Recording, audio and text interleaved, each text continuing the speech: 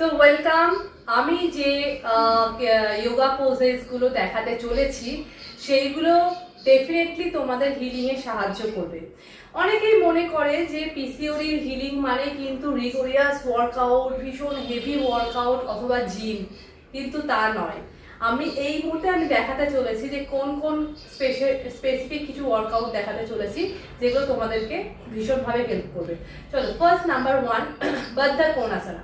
So sit properly, sit any position, Sukhasan or half lotus pose. আমি এখন half lotus pose এ বসে রয়েছি। So spine straight, roll on your shoulder. পা দুটোকে ঠিক এইভাবে জড়ো করে আমরা জাস্ট বাদ্ধা কোণাসন করব অথবা তিতলি পোজ করব। আমরা জোরে জোরে শ্বাস নেব আর এইভাবে জাস্ট তিতলি পোজ করতে থাকবো এবং 10 to 20 সেকেন্ডস আমরা কাউন্ট করব। এখানে কিন্তু ব্রিদিংটাকে আমরা নর্মাল রাখবো, লাইক দিস 1 2 3 4 5 6 7 8 9 10 11 12 13 14 15। আমরা এটা 20 সেকেন্ডস অবধিও করতে পারি এবং 3টে সেট করতে পারি। নাম্বার 2, ভুজঙ্গাসন। সো ভুজঙ্গাসন যখন করব আমরা ইজি সালাম ভুজঙ্গাসন করতে পারি। হতে পারে আমরা এলবোটাকে রেখে দিলাম, যদি অনেকটা দূর যদি না যেতে পারি এলবোটাকে রেখে দিলাম, দিস ইজ কল্ড সালাম ভুজঙ্গাসন। পা দুটোকে জড়ো করে রাখবো, জোড়া করে রাখবো, ব্রিদিংটাকে নর্মাল রাখবো এবং এই পজিশনে যখন থাকবো আমরা তখন 10 to 20 সেকেন্ডস অবধি হোল্ড করে থাকতে পারি এবং এটাকে আমরা 3 টাইমস করতে পারি, 3টে সেট হিসেবে করতে পারি। এবং এটা যদি একটু অ্যাডভান্সে যায়, হাত দুটোকে ঠিক চেস্টের কাছে এনে জোরে শ্বাস নেব, inhale full bhujangasana and up. জোরে একটা শ্বাস নেব, ইনহেলের সাথে এটা করব অ্যান্ড কাউন্ট 10 1 2 3।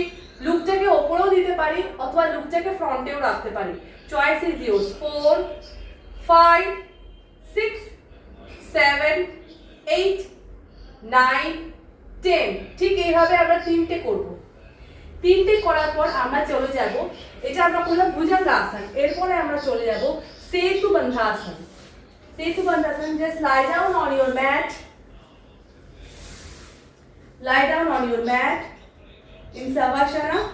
পা দুটোকে জাস্ট বেন্ড করব, bend your both leg and with your inhale up up, with your inhale up and stay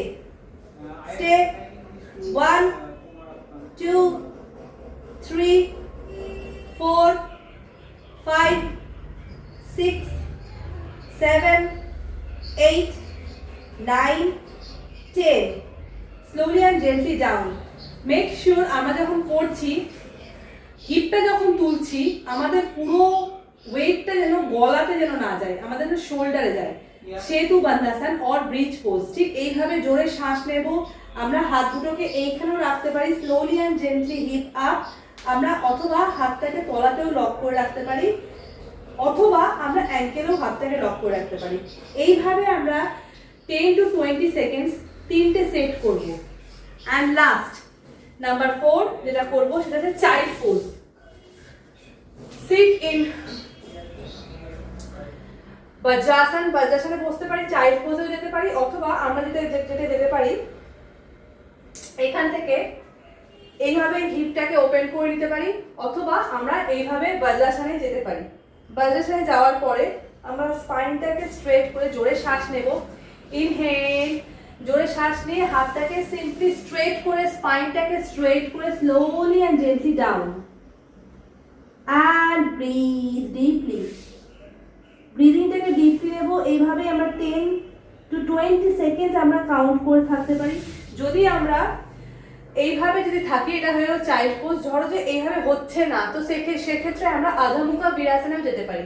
slowly and gently both leg open, থাইসটাকে আমরা ওপেন করে দেবো and slowly and gently স্পাইনটাকে straight করে আমরা হাতটাকে স্ট্রেট করে আমরা ডাউন করে দেবো, আধামুখা বিরাসন। and stay 1 2 3। যখন আমরা করছি তখন কিন্তু মেক শিওর যে ব্রিদিংটা যেন নর্মালি হতে থাকে, ব্রিদিং কিন্তু ছাড়বো না, ব্রিদিং কিন্তু হতে হবে। তারপর 10 সেকেন্ডস করে নেওয়ার পরে আমাদের কমপ্লিট। এই 4টে আসন যদি আমরা ডেইলি করতে পারি, কতক্ষণ লাগলো? বেশিক্ষণ লাগলো কি? ঘড়ি ধরে দেখো, মাত্র 10 মিনিটও লাগলো না, 5 থেকে 10 মিনিটে আমাদের কিন্তু এটা কমপ্লিট। এইটা যদি এই মর্নিং রিচুয়ালসের মধ্যে এটাও যদি আমরা ইনক্লুড করি, হিলিং কাকে বলে দেখতে পাবে, 1 মাসের মধ্যে তোমরা হিলিং কাকে বলে দেখতে পাবে।